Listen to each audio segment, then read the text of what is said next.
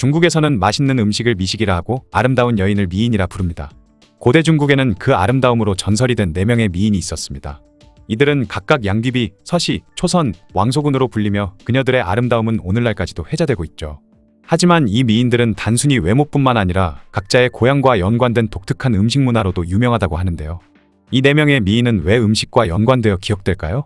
그녀들의 이야기를 통해 어떤 특별한 음식이 탄생했으며 그 음식들에는 어떤 흥미로운 전설과 역사가 깃들어 있는지 지금부터 중국 4대 미인 음식에 대해 살펴보도록 하겠습니다. 우선 양귀비와 관련된 음식부터 시작하겠습니다. 양귀비의 첫 번째 고향은 산서성 영제였죠. 이 지역의 특산물은 바로 달콤한 감입니다. 영제의 감은 껍질이 얇고 과육이 많으며 씨가 적고 맛이 달아 최고의 감으로 손꼽히죠. 이 감으로 만든 떡이 바로 시병입니다. 시병에는 아름다운 전설이 깃들어 있는데요. 옛날 한 노인이 감나무를 키우고 있었는데 어느 날 현지 관료가 황제에게 아부하기 위해 1개월 안에 1kg의 시병을 만들어 오라고 명령했습니다. 노인의 딸은 깊은 고민에 빠졌었는데 달 속에 선녀 상아가 나타나 시병 만드는 방법을 알려주었다고 합니다. 노인의 딸은 상아의 가르침대로 피로 감을 물들여 시병을 만들었고 그렇게 그 시병은 영제의 대표 음식이 되었습니다. 귀비계는 양귀비의 음식으로 알려져 있지만 사실은 그녀와 연관된 스토리가 전혀 없는 음식입니다. 이 음식은 상해의 한 요리사가 와인을 사용해 만든 붉은 닭고기 요리인데요. 와인을 양념의 하나로 사용했기 때문에 닭고기가 붉게 화려한 색채를 띠어 양귀비의 피부와 같다고 해서 귀비계라는 이름이 붙여진 겁니다. 귀비계는 모양만 아름다운 것이 아니라 맛도 일품입니다. 고기가 부드럽고 와인과 닭고기의 맛이 어우러져 향긋한 향기를 내는 것이 특징이죠. 광서의 옥림에서는 유자 껍질을 활용한 다양한 음식을 만듭니다. 유자 껍질을 삼각형으로 만들어 물에 담가 떫은 맛을 뺀 후 삼겹살과 부추, 찹쌀을 넣어 소를 만들어 유자 껍질에 넣고 찌는 양유자피는 그 맛이 일품이죠. 옥림에서는 양유자피의 맛을 잊지 못해 고향으로 돌아오는 사람도 많다고 합니다. 양귀비의 또 다른 고향인 섬서성 화음에서는 마식포라는 모듬찜이 인기입니다. 떡과 마늘, 두부, 야채, 당면을 육수에 넣고 끓여 온갖 색깔이 화려하고 다양한 맛이 어울리는 마식포는 여름에는 체내에 열을 덜어주고 겨울에는 몸을 따뜻하게 해준다고 하네요. 옥림의 깨죽은 건강식으로 간장과 신장, 혈액을 돕는 효과가 있습니다. 달콤한 깨죽은 누구에게나 어울리는 음식으로 건강을 생각하는 사람들에게 인기가 많죠. 두 번째는 고대 중국 4대 미인 중 미모만큼은 으뜸인 절강성 제지 출신의 서시입니다. 그녀의 미모는 물고기마저 부끄러워 물속으로 가라앉았다는 전설이 있을 정도죠. 서시의 아름다움은 단순히 외모뿐만 아니라 마음씨도 아름다웠다고 하네요. 서시는 오나라에서 가족을 그리워하며 둥근 떡을 구워 외조모와 외조모부에게 전했습니다. 이 떡은 밀가루에 실처럼 썬 물을 넣어 구운 떡으로 무와 파, 고추, 돼지고기를 서로 만들어 약한 불에 노릇노릇 구워 겉은 바삭하고 속은 고소한 맛이 특징입니다. 서시두부는 두부와 돼지피, 닭국물 등을 사용한 요리로 청나라 걸륭제가 제지에 와서 맛보고 칭찬한 음식으로 유명하죠.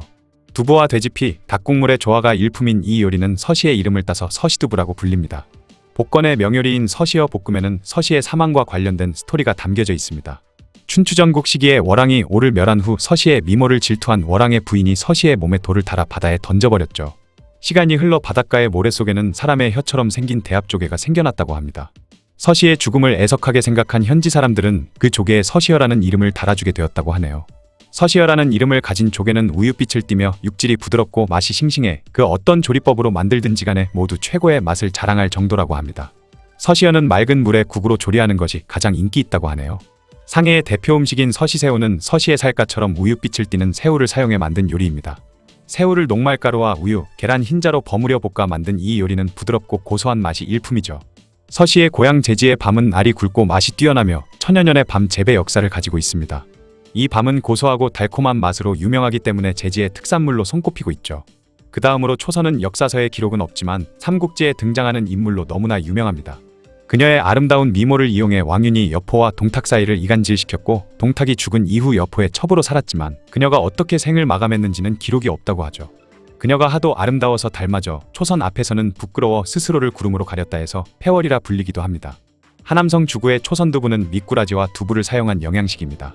미꾸라지는 간교한 동탁을, 하얀 두부는 초선을 의미하며 두부 속으로 파고드는 미꾸라지는 영웅도 미인계를 벗어나지 못함을 나타낸다고 하죠. 이 요리는 단백질이 풍부하고 지방이 적어 어린이와 노인, 임신부 등 누구에게나 좋은 음식입니다. 초선의 고향인 감숙성 정서에는 조화라고 하는 강이 있는데 다양한 물고기들이 엄청나기 때문에 물고기 요리가 일품인데요. 조화어는 가시가 적고 살이 많아 고기 맛이 아주 좋아서 어떤 조리법으로 요리를 하든 매우 맛있다고 합니다. 또한 정서에는 열량면이라는 재미있는 이름의 면요리가 있는데요. 서로 정반대되는 더울 열자와 서늘할 양자가 합쳐진 이름 때문에 처음 접하는 사람들은 의아해한다고 합니다. 사실 열량면은 여름에는 시원한 무침면으로 먹고 겨울에는 뜨거운 탕면으로 먹는 두 가지 조리법 때문에 생겨난 이름입니다.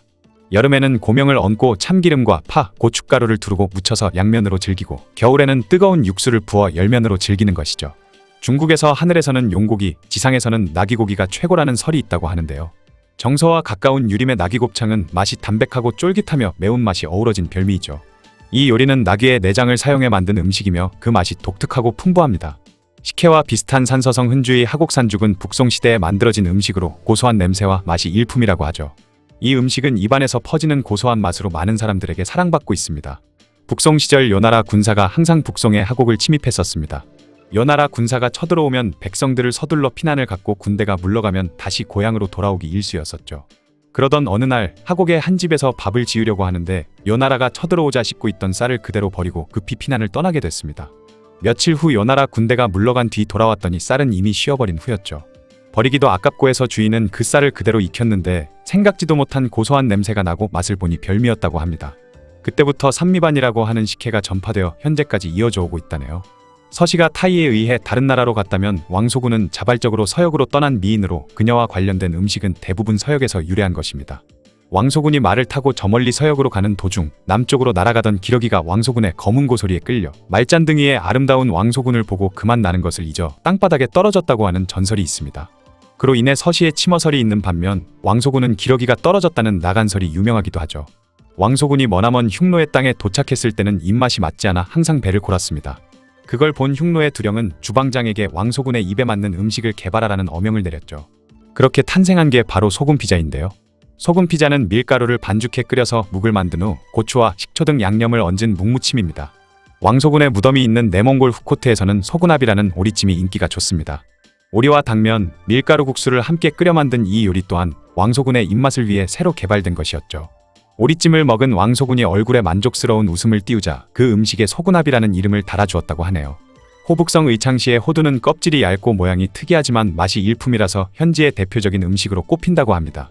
이 호두는 왕소군과 연관된 음식 여행에서 빠질 수 없는 후식으로 인기가 좋다고 하네요. 이렇게 고대 중국 사대미인들과 그들의 고향에서 유래한 다양한 음식을 알아보았습니다. 양귀비, 서시, 초선, 왕소군은 각자의 아름다움으로 전설로 남았지만 중국의 후대 사람들이 마케팅을 위해 스토리텔링을 기가 막히게 한 게 아닐까라는 생각이 들기도 하네요.